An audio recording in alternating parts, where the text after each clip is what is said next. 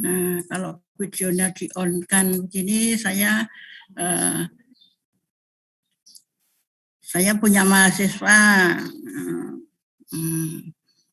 Saya print screen.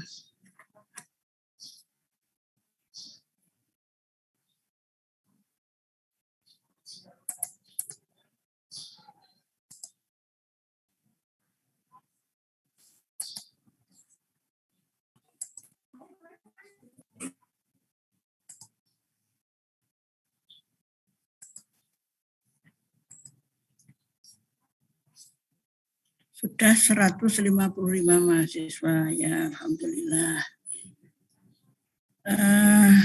Kemarin ada mahasiswa yang minta untuk ngerekam di YouTube, nanti seandainya diperlukan itu bisa digunakan.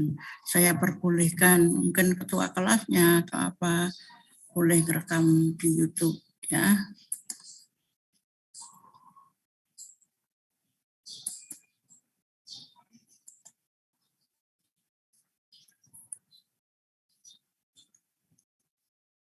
Telepon YouTube boleh.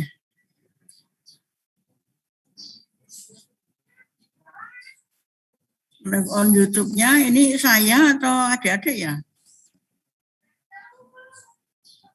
Adik-adik kalau mau ya boleh. Di mahasiswa, Bu. Gimana? Mahasiswa saja ya? Iya, Bu. Biar mahasiswa saja. Ya. Nanti kalau misalnya sudah jadi, nanti dikirim WA gitu ya. Nanti juga kami pakai untuk laporan itu.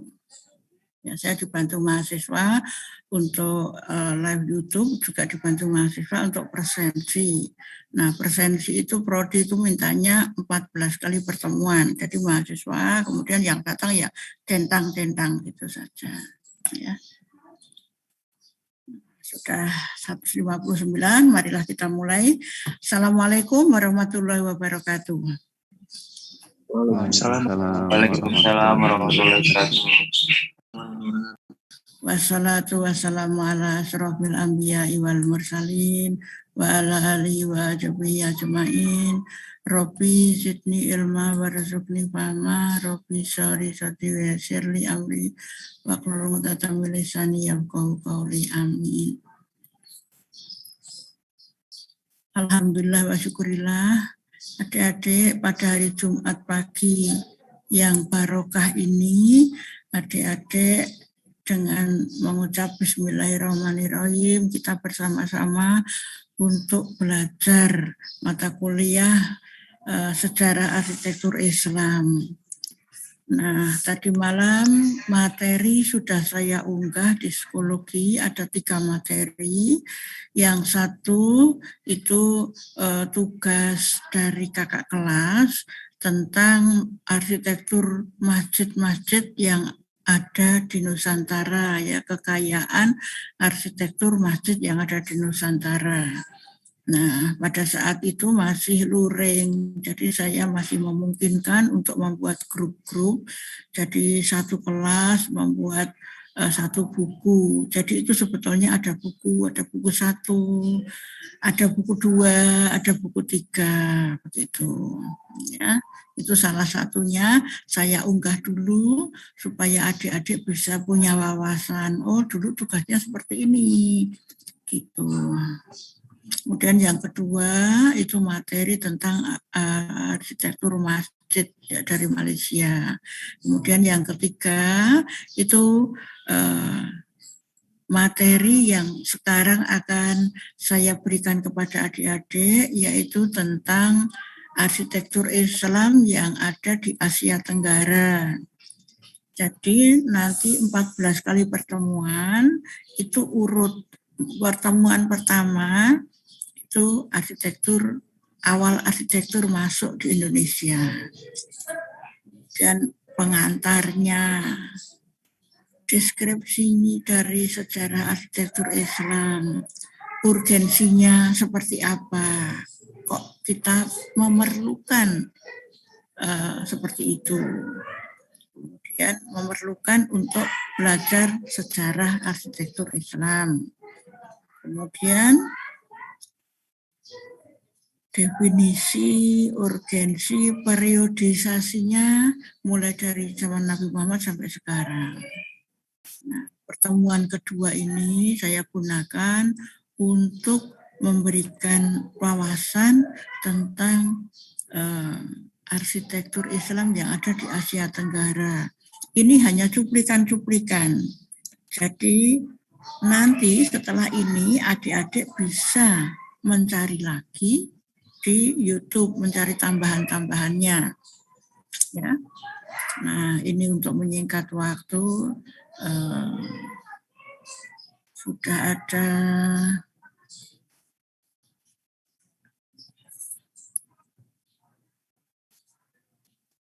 bentar.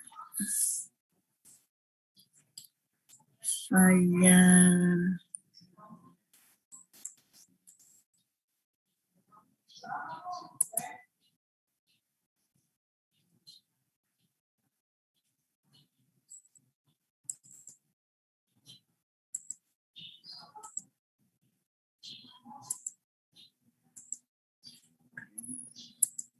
share screen.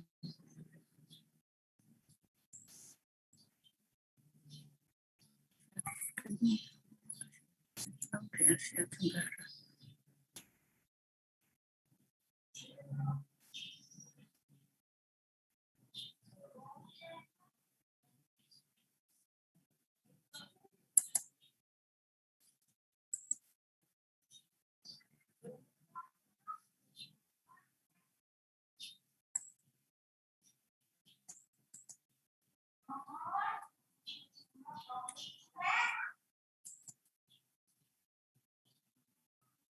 Nah, ini materi yang sudah saya bagikan tadi malam di psikologi.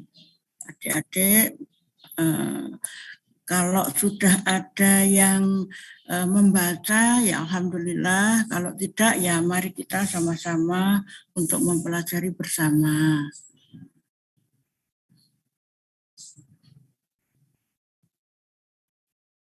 Nah, arsitektur Islam di Asia Tenggara ini meliputi Malaysia, kemudian Singapura, Indonesia.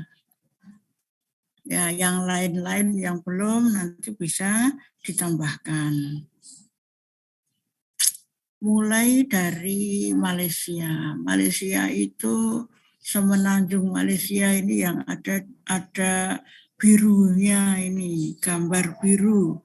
Malaysia terdiri dari dua wilayah yang terpisah. Yang di barat, di ujung semenanjung Malaysia. Kemudian yang di timur, ini bagian utara dari Pulau Kalimantan, yaitu Sabah dan Sarawak.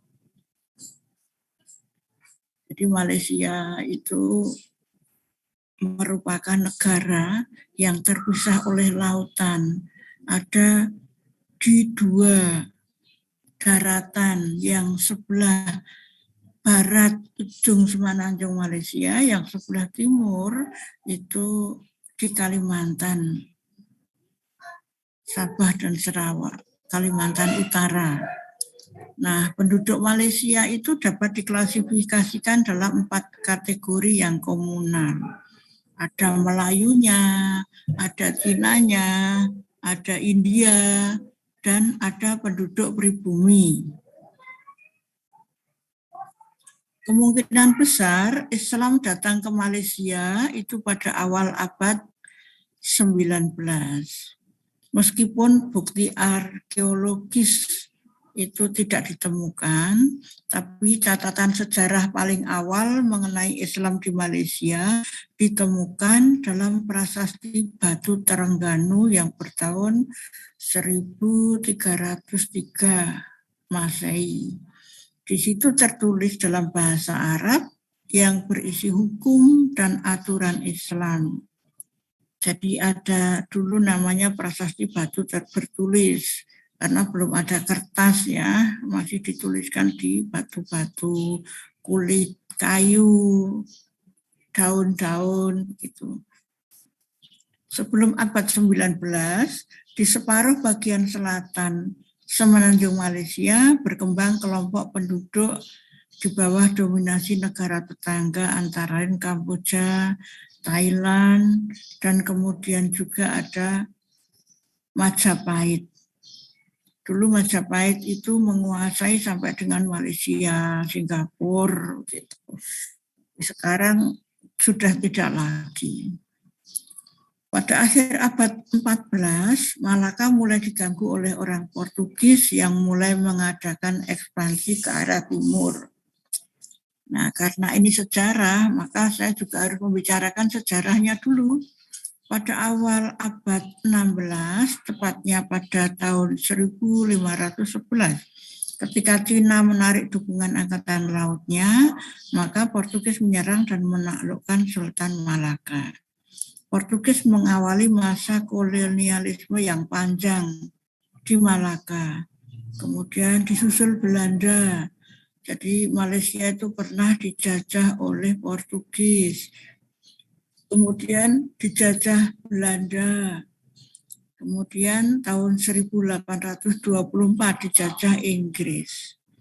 Sehingga Islam di Malaysia dengan demikian berkembang lama dalam masa penjajahan.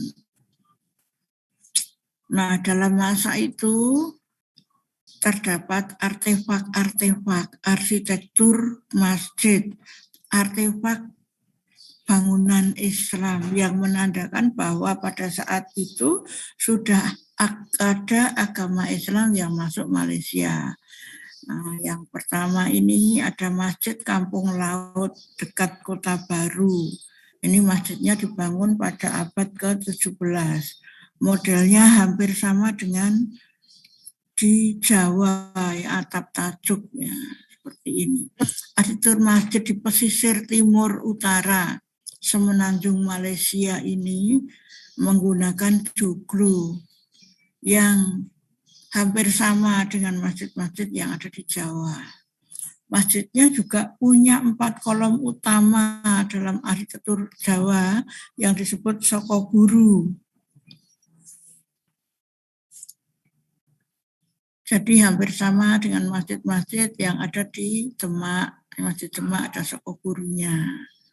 Masjid-masjid Jawa yang lain, masjid yang lain Kudus itu juga ada Sokoguru Tatal, malah dari Tatal. Dari potongan-potongan kayu yang dimampatkan. Masjid ini beratap piramidal yang terdiri dari 3 bagian. Bagian paling bawah, kemudian tengah, meninggi, dan ketiga yang paling tinggi. Masing-masing bagian dipisahkan dengan celah. Celah-celah ini fungsinya untuk aliran udara, supaya di dalamnya udara bisa mengalir dan tidak panas. Masjid ini mempunyai aliran udara yang di atas agak lebar. Di samping untuk aliran udara, juga untuk memasukkan cahaya. Nah, bentuk struktur atap ini tidak ada bedanya dengan bangunan joglo yang ada di Jawa. Jadi memang ada ketersambungan antara Malaysia dan di Jawa, ya. Antara lain dulu karena Malaysia juga merupakan bagian dari Majapahit. Jadi ada sesuatu yang hampir sama. Kemudian kita lihat lagi di Kuala Lumpur itu ada Masjid Jami Kuala Lumpur. Masjid Jami Kuala Lumpur dibangun 1897. Nah, pada saat itu masih dijajah Inggris. Di situ memperkenalkan konstruksi baru, yaitu dengan menggunakan batu bata. Ada batunya, ada batanya, dan coraknya campuran antara Inggris India. Masjidnya seperti itu, namanya Anglo-Indian. Gaya Anglo-Indian. Karakteristik dari arsitektur masjid dibangun pada masa itu hingga sekarang adalah menggunakan kubah yang khususnya kubah model India. Kubahnya model India. Ya. Seperti ini.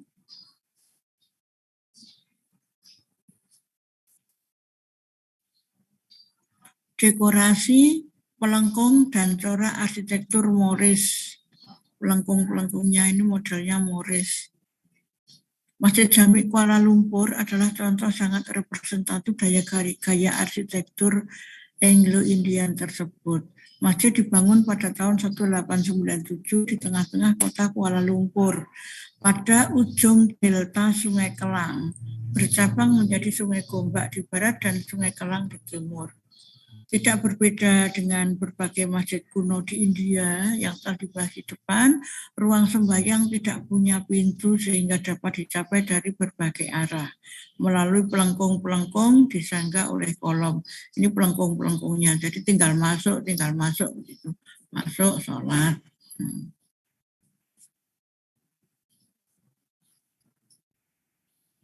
Kemudian di sini ada Masjid Kerajaan Abu Bakar di Johor Bahru. Johor Bahru ini modelnya seperti ini. Gerbang ini dilihat dari gerbang selatan. Masjid Kerajaan atau Royal Mosque. Masjid Abu Bakar, sering pula disebut Masjid Johor.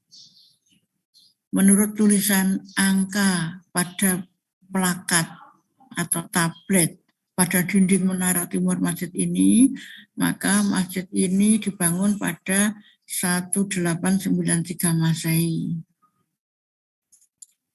Arsitektur Masjid Kerajaan Abu Bakar dalam kategori dua masjid di Malaysia, yaitu mendapat pengaruh Eropa dan India.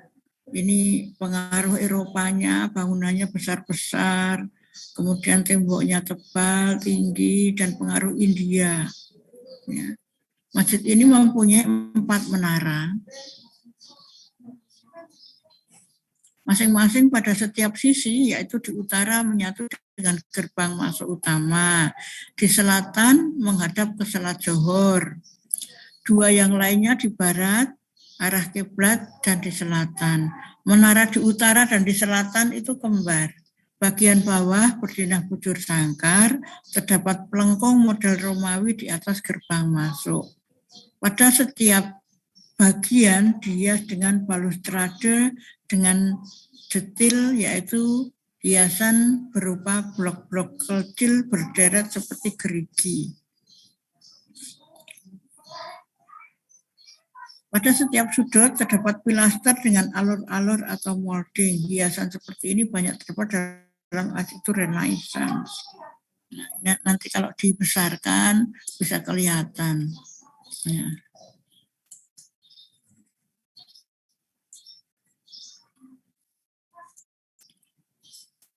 Kemudian yang ketiga, ini ada Masjid Kampung Hulu di Melaka. Masjidnya model seperti ini. Menaranya tidak langsing, menaranya yang bawah agak gendut kemudian meramping. Ini modelnya juga tajuk tapi 2 tingkat ya. Kalau yang tadi ada 3 tingkat, yang ini 2 tingkat. Modelnya seperti ini. Jadi ini artefak dari masjid-masjid yang ada di Asia Tenggara, khususnya yang ada di Malaka. Nah, ini nanti tugasnya adik-adik untuk meresum kalau masjid ini punya nilai historiknya seperti apa, nilai filosofinya seperti apa, nilai estetisnya seperti apa. Tapi di tugas belum saya tuliskan tugasnya. Kemudian ada Masjid Kampung Keling. Ini atapnya hampir sama dengan yang tadi. Ini dibangun sekitar abad 19. Tidak jauh dari Kampung Hulu terdapat masjid tua yang namanya Masjid Keling. Tahun dibangunnya tidak tercatat dalam prasasti maupun catatan sejarah, namun diperkirakan merupakan salah satu masjid tertua di Malaysia. Bentuknya identik dengan Masjid Kampung Hulu, hampir sama dengan yang tadi ya. Bentuknya ada yang mengatakan arsitektur model Sumatera, namun atapnya itu tetap piramidal bertumpuk 3. Oh, tumpuknya 3 ya, bukan 2 tapi 3. Yang bawah ini tidak dicat hijau, yang bawah ini coklat, kemudian hijau. Tumpuk 3 sama dengan bentuk masjid yang tadi, yang di Kampung Hulu. Masjid ini dikelilingi pagar. Tetapi pagar ini tidak tinggi. Di depan tengah ada gerbang. Ini gerbangnya. Bentuknya lebih banyak mengambil elemen-elemen klasik Eropa, antara lain keempat kolomnya yang model Yunani. Minaret masjid tidak langsing. Denahnya bujur sangkar, makin ke atas sedikit mengecil seperti pagoda. Terdapat garis-garis molding horizontal membagi minaret menjadi 7 bagian. Kelihatan seperti satu tumpuk di atas yang lain. Nah, ini minaretnya. Modelnya seperti ini. Ini pintu masuknya, ini pagarnya, pagar rendah gitu. Ini ya, ini tadi. Ini tadi pagarnya rendah juga. Nah, sekarang ini ada Masjid Tranqueira di Malaka. Agak jauh dari Kampung Hulu menyusur pantai utara di Jalan Tangkera terdapat lagi sebuah masjid tua yang namanya Masjid Tranqueira. Tahun didirikannya tidak diketahui secara tepat. Namun di dalam kompleks masjid terdapat makam Sultan Hussein dari Johor. Arsitektur masjid ini mirip dengan kedua masjid di Malaka yang dibahas sebelum ini. Kompleks masjid juga dikelilingi oleh pagar keliling. Bagian depan tidak tinggi, minaretnya hampir sama dengan yang ada di Masjid Kampung Hulu, berdinah segi 8. Semakin ke atas sedikit mengecil, terlihat bentuk tubuh oleh molding horizontal membatasi bagian bawah dengan bagian atasnya. Di bagian bawah dengan bagian atasnya, konstruksi semacam ini mirip dengan pagoda. Nah, seperti ini. Jadi memang sudah terdapat banyak asimilasi yang ada di sana. Ini Masjid Kerajaan Johor. Jadi kalau di Malaysia itu menurut Pak Prof. Nakula yang kemarin mengisi konsep arsitektur Islam, di Johor itu kalau liburnya hari Jumat. Ya, libur hari Jumat. Kalau yang bukan di Johor itu liburnya hari Minggu karena Johor ini masjid kerajaan di lingkungan kerajaan kompleknya termasuk kompleknya untuk ini raja.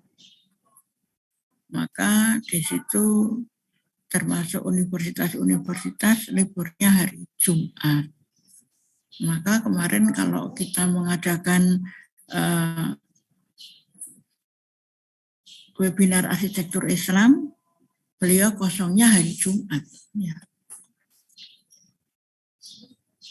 Nah, itu yang saya berikan wawasan kepada adik-adik tentang masjid sejarah Islam, sejarah peninggalan arsitektur Islam yang ada di Malaysia. Nah, sekarang kita beranjak menuju ke sejarah dan artefak arsitektur Islam yang ada di Singapura.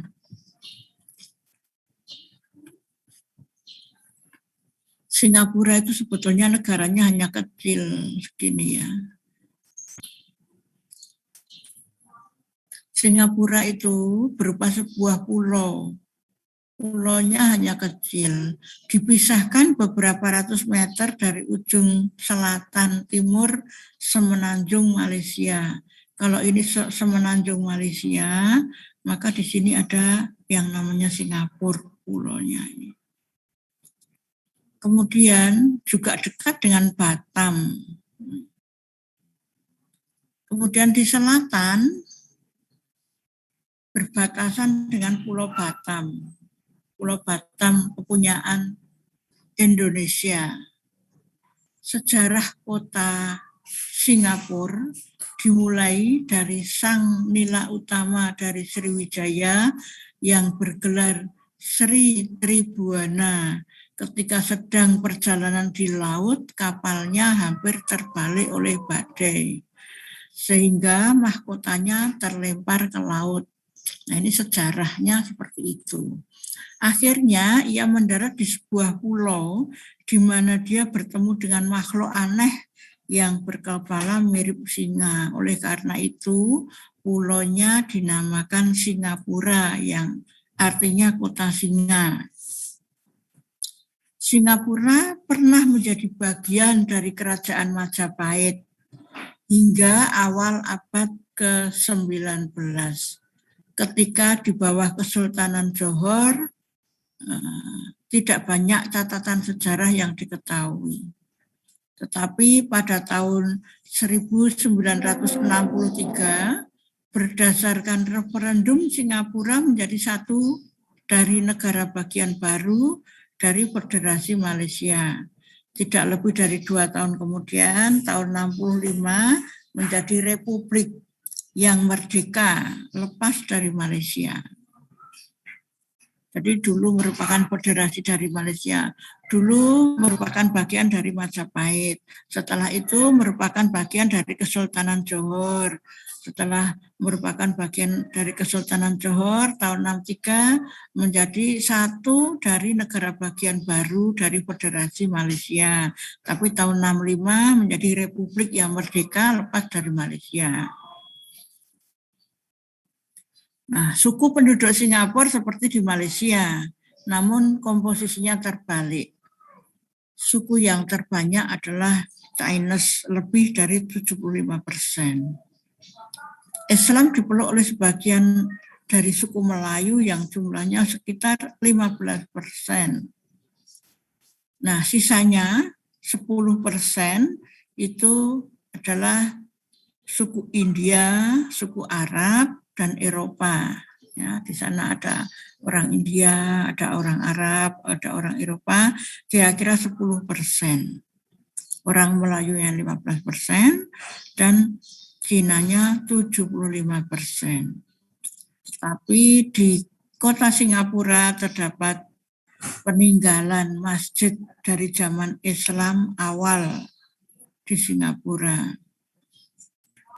Yang masjid-masjid itu yang materialnya terbuat dari kayu sekarang sudah tidak ada lagi.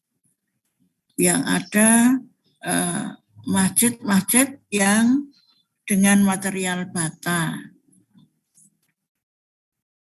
Nah, di sini kita lihat Masjid Jami Singapura.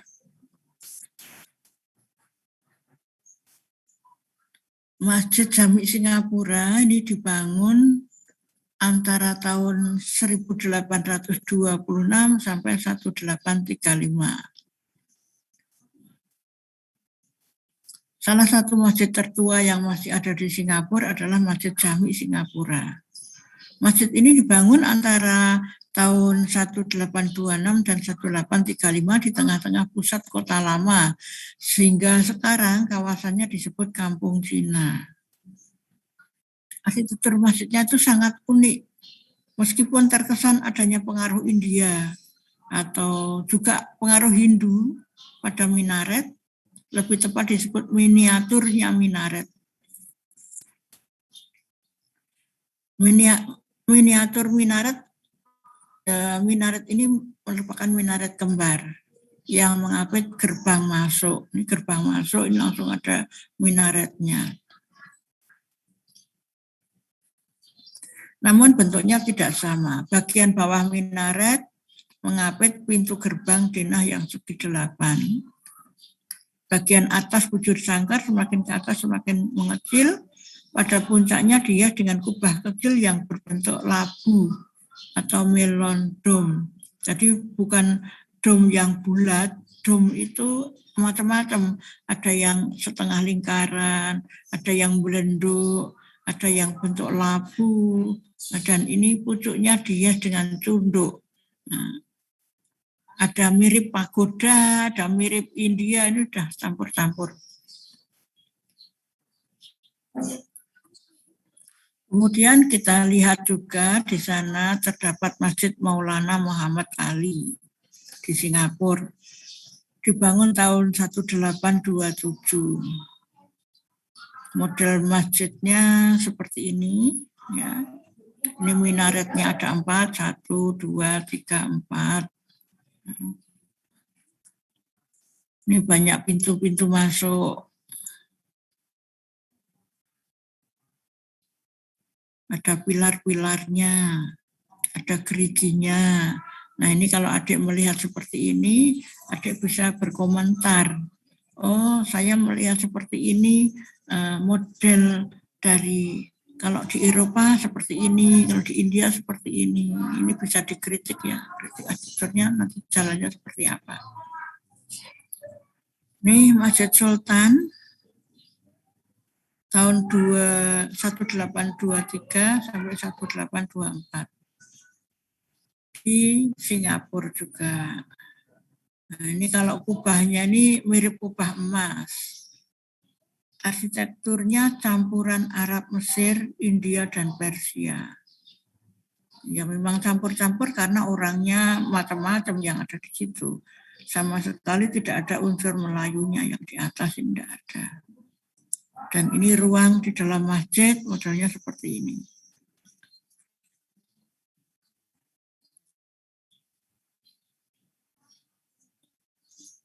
Kemarin KKL dari teman-teman kakak kelasmu juga ada yang ke Malaysia. Ada yang melihat masjid, dan ada yang ke Singapura, ya, Thailand, dan sebagainya. Nanti kan ada KKL, kalau sudah tidak pandemi itu diperbolehkan ya KKL ke luar negeri. Tapi kalau pandemi, ini pun di dalam negeri pun tidak bisa. Ya. Nah itu antara lain yang ada di Singapura. Kita tidak memberikan wawasan yang banyak. Nanti kalau adik-adik bisa menambahkan, silakan. Jadi yang saya berikan di sini hanya yang pokok-pokok. Nanti kalau adik-adik bisa menemukan, oh yang di Malaysia ada ini, yang di Singapura tambah ini. Gitu. Kemudian di Asia Tenggara yang lain selain di Malaysia, Singapura juga yang ada di Indonesia. Kalau di Indonesia ini secara sejarah dan geografi berdasarkan catatan sejarah India, Jawa itu sudah dikenal sebelum Masehi, 600 tahun sebelum Masehi. Para pedagang India pada abad kedua telah sampai ke Sumatera, sudah sampai ke Jawa, sudah sampai ke Sulawesi. Karena jalur perdagangan ya, di samping berdagang mereka juga menyebarkan ajaran agamanya. Nah ajaran agama sebelum Islam datang itu kan ada agama Hindu, agama Buddha, itu juga menyebarnya lewat perdagangan seperti ini.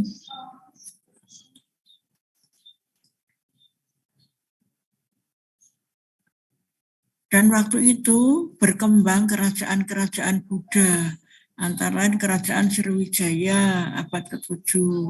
Di Pulau Jawa berkembang ajaran Hindu dan kerajaan Hindu. Kerajaan Hindu antara lain kerajaan Pajajaran, Kediri, Singosari. kemudian mencapai puncak kejayaannya pada zaman Majapahit sekitar abad ke-14. Majapahit di Jawa Timur, ibu kotanya di Jawa Timur, tapi luas pemerintahannya, luas daerahnya itu meliputi Indonesia, tambah Malaysia, tambah Singapura. Merupakan kerajaan Hindu terakhir sebelum Islam masuk.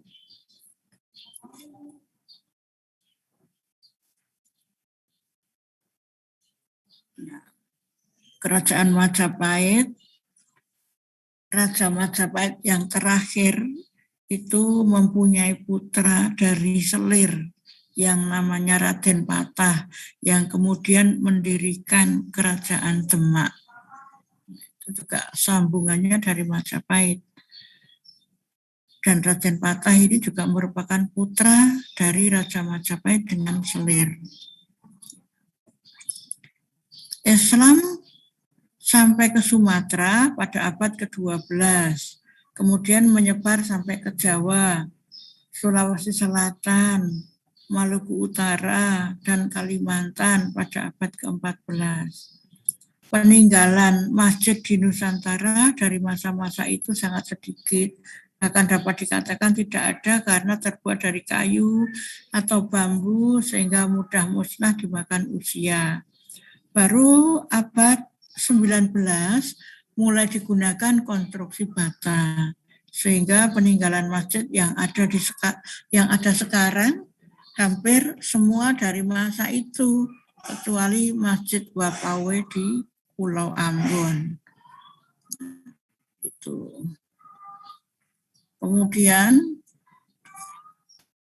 kalau di Pulau Sumatera, ini merupakan pulau terbesar ketiga di Indonesia setelah Irian dan Kalimantan. Dinasti-dinasti yang berkuasa di Sumatera jauh lebih sedikit dibanding dengan di Jawa. Antara lain di sana ada dinasti Sriwijaya, abad ke-6 sampai abad ke-14. Ada kerajaan Melayu abad ke-17 sampai 13. Dan kerajaan Aceh abad 14 sampai 19. Meskipun data sejarah belum lengkap, namun diperkirakan Islam pertama kali masuk Indonesia di Aceh itu sekitar abad 9 hingga 10. Kemudian melalui perdagangan orang-orang Muslim, Islam menyebar ke arah selatan di pesisir timur Sumatera. Nah, ini contoh-contoh masjid yang ada di Sumatera. Ini Masjid Jami Taluk Bukit Tinggi dan Masjid Rau-Rau di Batu Sangkar. Masjid di Bukit Tinggi ini modelnya juga atap susun 3, sama seperti yang ada di Malaysia tadi. Dibangunnya sekitar 1860. Ini hampir sama tadi yang di Malaysia juga 1800-an. Kalau ini masjid di Batu Sangkar. Batu Sangkar itu daerah Minangkabau ya, ini ada lambang daerah Minangkabau seperti ini. Dibangun tahun 1918. Nah, ini kalau kita bisa menjelajah ke artefak-artefak seperti itu ya alangkah baiknya. Nanti suatu saat kalau ada memang ada kesempatan bisa dari masjid ke masjid gitu. Seperti masjid lain di Sumatera Barat, ini ada masjid yang namanya Masjid Lubuk Bau. Arsitekturnya juga menggunakan arsitektur kontekstual daerah Sumatera Barat, model Minangkabau. Kalau dilihat dari jauh bagus sekali modelnya, tampaknya. Tapi kalau kita mendekat, ternyata penutup atapnya itu seperti dari seng itu ya. seperti masjid lain di Sumatera Barat yang didirikan pada masa itu dan bahkan juga konstruksi modern hingga saat ini, bentuk atap masjid sangat khas model Minang, mencuat ke atas dengan kemiringan yang tajam. Nah, Masjid Lubuk Bau ini di antara atap lantai 1 dan 2 terdapat bustrade dan jendela. Ini. Di atas atap lantai 2 dihias dengan mahkota berupa atap berdinas silang dengan kemiringan tajam ke 4 arah dan ujungnya meruncing khas Minang. Unit di puncak atap berfungsi sebagai minaret. Nah, di sini ada minaretnya. Untuk naik melalui tangga spiral yang ada di dalam. Atap minaret berbentuk piramida segi 8 dengan ciri hindu. Ini sebetulnya bagus, tapi ya mungkin bentuknya sudah bagus.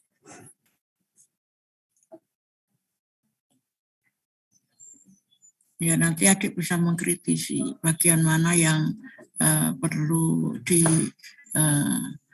yang ini lebih bagus lagi kalau konstruksinya begini, ini begini. Gitu. Ini ada lagi contoh masjid yang ada di Tanjung Pinang, Riau. Masjidnya berwarna hijau dan kuning. Modelnya seperti menara yang ada di Eropa itu ya, modelnya kan menaranya seperti itu. Menara-menara di kuil. Kemudian ini ada jalan setapak yang membujur ke arah kiblat. Jadi masuk itu ada jalan setapak menuju ke sana. Nah, sebelumnya di sini ada terap atau unda-undaan. Nah, itulah salah satunya yang bisa saya share kepada adik-adik. Ya. Kemudian setelah ini dilanjut dengan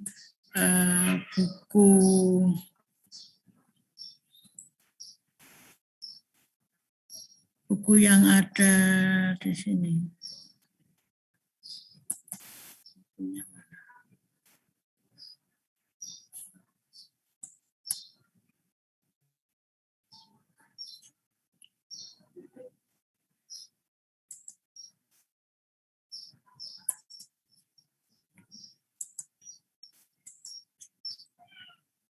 Nah, ini.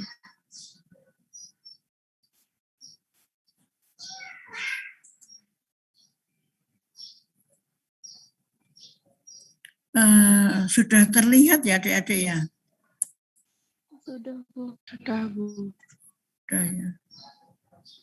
Nanti adik-adik bisa baca. Jadi urutannya yang tadi pertama kali saya menerangkan tentang artefak arsitektur yang ada di Malaysia, kemudian di Singapura, kemudian di Indonesia. Di Indonesia tadi di Sumatera. Nah, ini disambung dengan buku ini. Buku ini merupakan hasil dari tugas mahasiswa yang kami beri judul Kekayaan Arsitektur Masjid Bersejarah di Nusantara.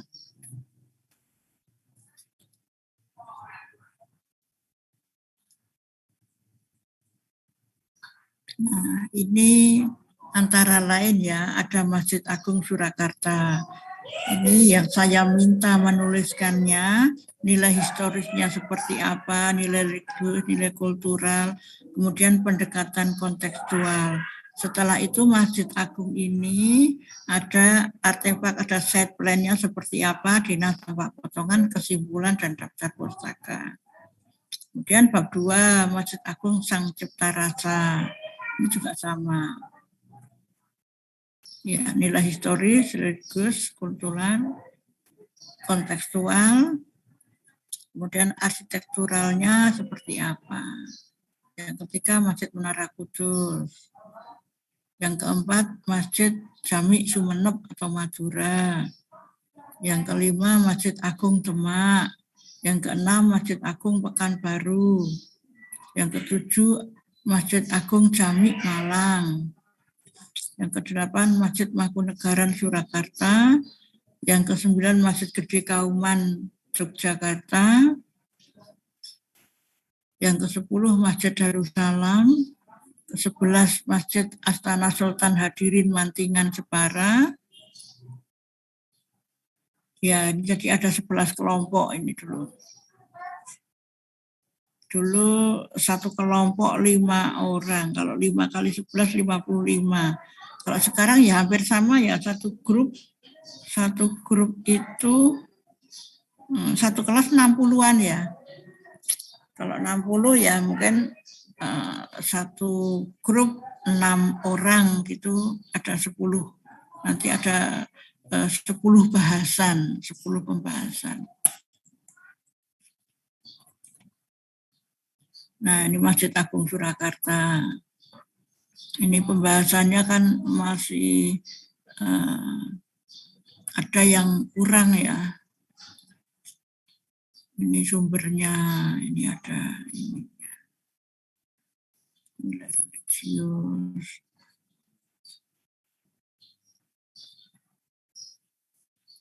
Ini bagian atapnya, survei lokasi.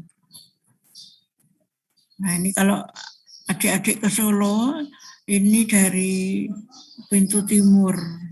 Itu kita bisa melihat seperti ini dari alun-alun. Kita bisa masuk ke ini. Nah, ini masuk ke sini. Ini bagian serambinya. Ini soko-sokonya, soko juga dari keraton. Ini bagian dalam masjidnya. Di sini masih ada jam matahari yang terletak pada bagian selatan masjid. Sekarang keadaannya masih utuh terjaga serta masih dapat dimanfaatkan.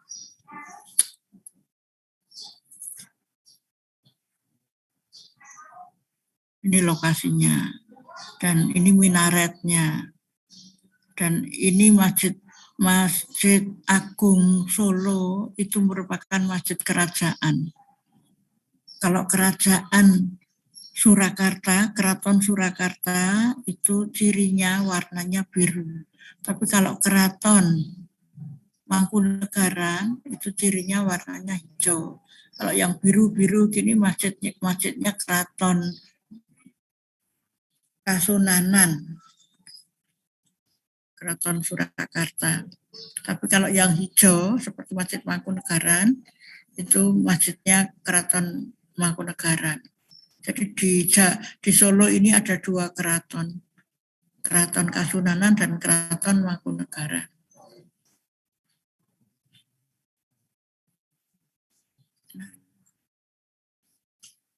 Ini nanti bisa dibaca oleh adik-adik sekalian.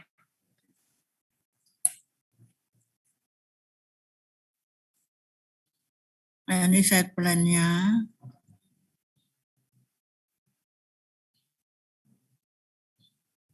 Ini potongannya.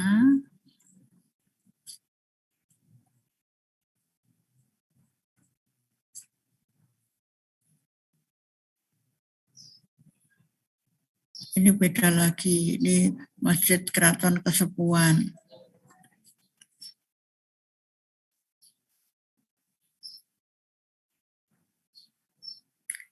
Nanti untuk seterusnya adik-adik bisa membaca sendiri. Ya, ini saya stop share.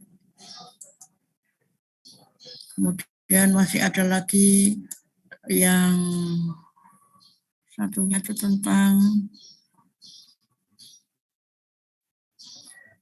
masjid.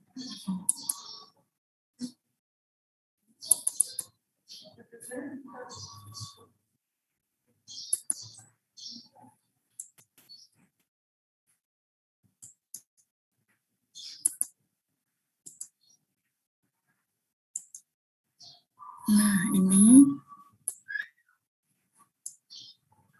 tentang the architectural heritage of the Malay world. Nah, ini dari Pak Muhammad Tajuddin Muhammad Rasti dari Johor, dari Skude, University Teknologi Malaysia, Skude, Johor Darul Takzim, Malaysia. Di tahun 2003 masih seperti ini bukunya. Tapi juga bisa digunakan untuk artefak, untuk apa kita belajar. Ya, di sana ada apa, masjidnya kayak apa. Ini deskripsi dari fungsi dan sejarah masjid.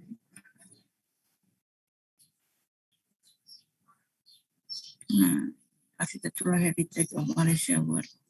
Jadi ini tradisional mosque-nya seperti ini. Ini kan menggambarkan Ka'bah ya.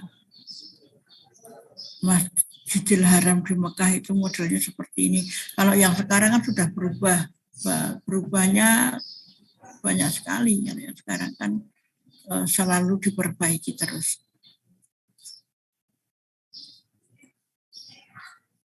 Nah, ini bisa dibaca sendiri. Jadi ada 3 bacaan yang harus dibaca oleh adik-adik. Nah, kemudian saya sebetulnya pengen memberi tugas, tapi tugasnya begini, kelompok ya. Yang buku tadi, buku yang saya share di psikologi itu kan ada 11 masjid. Nah, karena ini adik-adik masing-masing kelas A, kelas B, dan kelas C itu ada 60 mahasiswa. Jadi satu kelompok ada 6 mahasiswa. Satu kelompok 6 mahasiswa membahas satu bab. Yang satu bab yang ada di masjid di mana tadi di Solo, yang kedua masih di Jogja, itu jadi ada 10. Masing-masing ada 10 bab kamu pilih dan tidak boleh sama. Kemudian dibuat tulisan yang isinya menarik, yang nanti dibuat seperti artikel publikasi. Artikel publikasi yang mungkin bisa dimasukkan ke jurnal Sinektika atau kalau seperti SP itu masuk di mana ya? Masuk di prosiding dan sebagainya. Jadi ini belajar menulis. Jadi bahannya ada, tapi bahan itu masih sedikit. Bahan itu masih perlu untuk ditambah. Jadi adik belajar menulis. Ini saya stop share. Nah, sekarang silakan bagi yang ingin bertanya. Ini ada 169.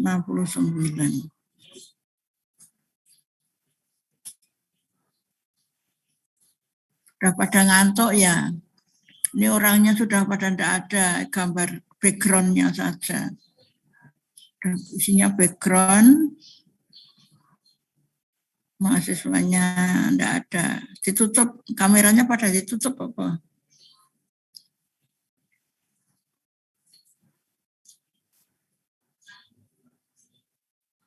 Adik-adik ada pertanyaan? Oh, ini ada yang tanya.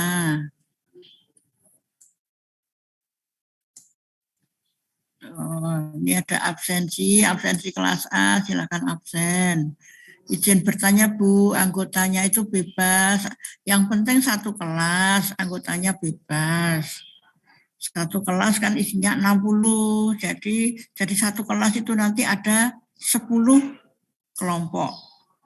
Jadi masing-masing kelas A itu ada ketua kelasnya, kelas B ada ketua kelasnya, kelas C ada ketua kelasnya. Ketua kelas itu membuatkan kelompok untuk para teman-temannya. Satu kelompok isinya 6. Jadi isinya boleh 6, boleh 5. Yang penting jadi 10 gitu aja. Kemudian masing-masing kelompok ngambil salah satu dari buku tersebut, ambil ya ini bab 1. Ketua kelompoknya membagi bab 1 kelompok ini, bab 1 kelompok 1, bab 2 kelompok 2, bab 3 kelompok 3, begitu sampai kelompok 10. Nah, masing-masing buatlah tulisan seperti artikel publikasi yang nantinya akan di-submit ke, ya ini belajar ya, belajar membuat artikel publikasi yang bisa disubmit ke entah itu jurnal, entah itu sinektika, entah itu apa. Jadi yang tadi saya berikan itu masih dasar dan belum dalam. Adik-adik harus menambahkan. Jadi satu grup kompromi, saya begini, kemudian saya ambil tema yang ini. Gitu ya. Nanti bisa dikonsultasikan ke saya. Dan saya memberikan waktu yang agak lama ini karena sambil belajar nulis. Bisa dikonsultasikan. Dikonsultasikan lewat grup WA, boleh, nanti akan saya berikan komen di situ. Jadi 10 grup atau 10 kelompok nanti bisa konsultasi lewat grup WA. Itu adik-adik. Ada contoh Bu untuk tugasnya kira-kira seperti apa? Adik tahu jurnalnya arsitektur yang namanya Sinektika? Tahu ya?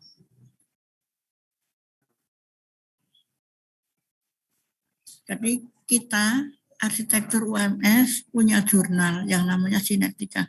Coba kamu buka websitenya arsitektur www.arsitektur-UMS-ACID. Di situ mungkin ada Sinektika, modelnya seperti apa. Ya. Ada lagi yang ingin bertanya?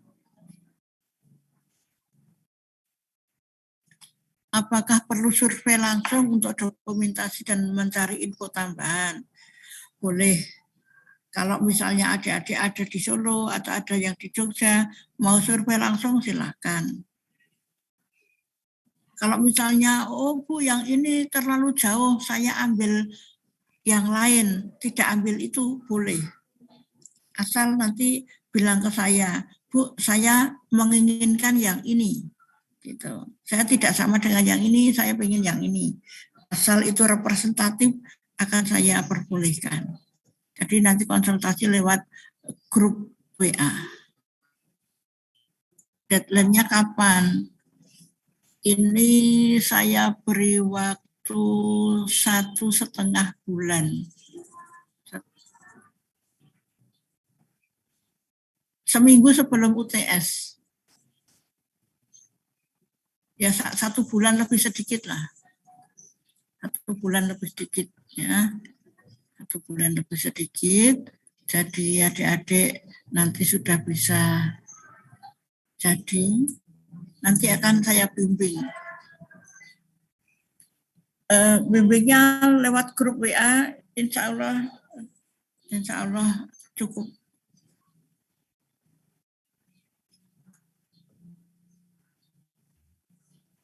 Ada lagi yang ingin ditanyakan?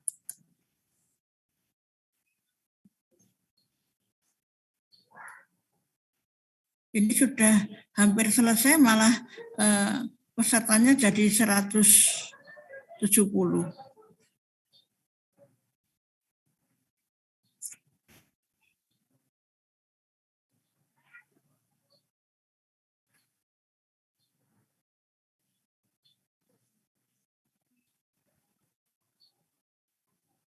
Ada pertanyaan lagi adik-adik? Yang kelas A itu ketua kelasnya siapa? Nama ketua kelas A? Aku orang ngerti. Di chat ya Mbak, kok enggak keliru. antara di chat. Yang kelas A siapa? Ketua kelasnya.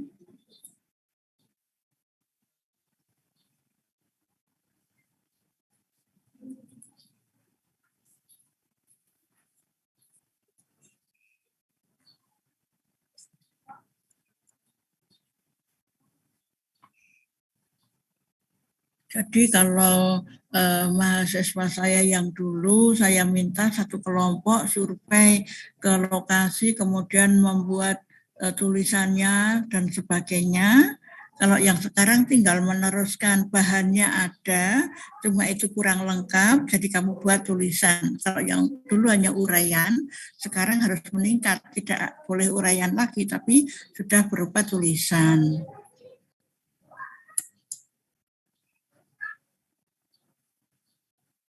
Kelas A, Ananda Muhammad Adi Sarsono. Namanya Ananda Muhammad? Iya. Iya. Oh, Ananda Muhammad Adi Sarsono. Yang kelas B siapa?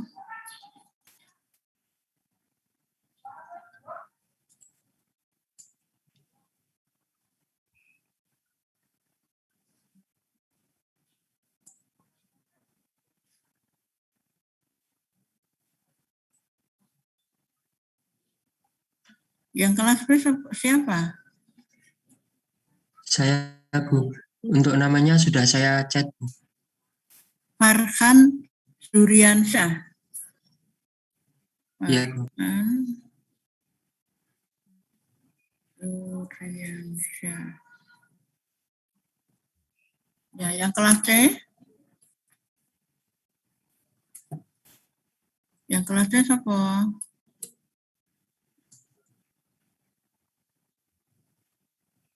Ardilan Hendika, Bu.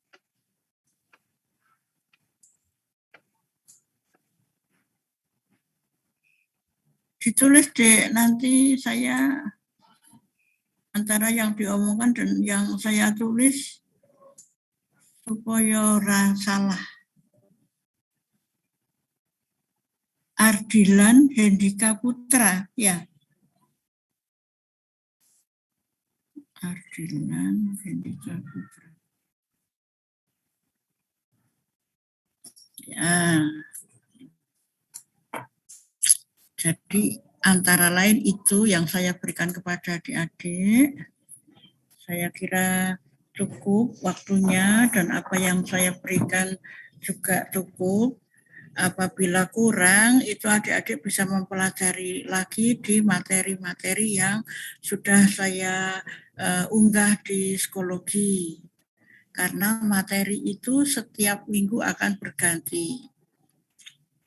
Minggu depan kita sudah mulai melihat arsitektur, artefak arsitektur yang ada di Cina, kemudian arsitektur yang ada di India, arsitektur zaman Umayyah, zaman Abbasiyah, zaman Turki, dan sebagainya. Dan artefak-artefaknya. Itu ya.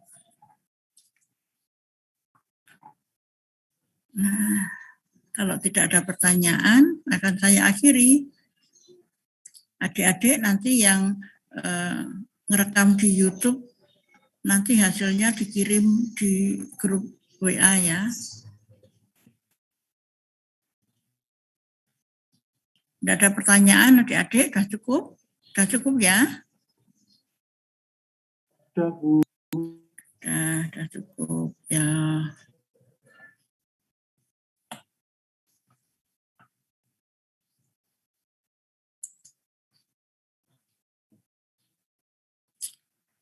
Kalau sudah cukup, akan saya tutup. Apabila ada kekurangan, saya mohon maaf yang sebesar-besarnya. Ya, marilah kita tutup dengan bacaan hamdalah. Alhamdulillahirabbil alamin. Billahi taufiq wal hidayah. Wassalamualaikum warahmatullahi wabarakatuh.